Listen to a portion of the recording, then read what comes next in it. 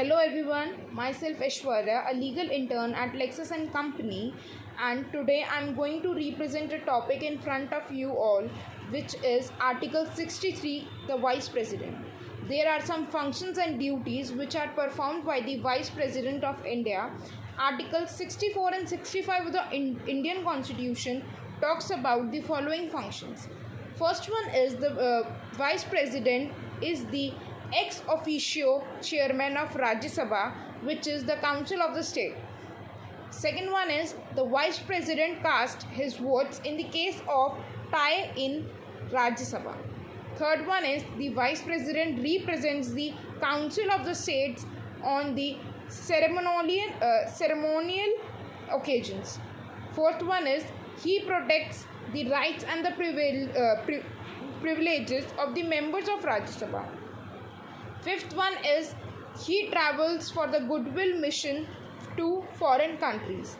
Sixth one is the vice president shall perform the functions of president in cases where the president is not able to perform his function due to some absence or illness, etc., until the president resumes his duty.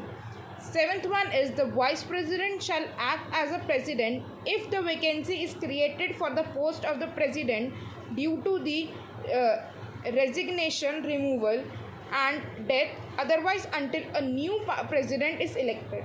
There is a council of ministers in Article 74 Indian Constitution states there should be a council of ministers to aid and advise the president. The council of ministers must be a prime minister at the head of the aid and advise the president. The president should exercise his functions and act in accordance with the advice rendered by the councils of the ministers. The president is bound to the act in accordance with the advice of tendered by the councils after the reconsideration. There is a size of ministries.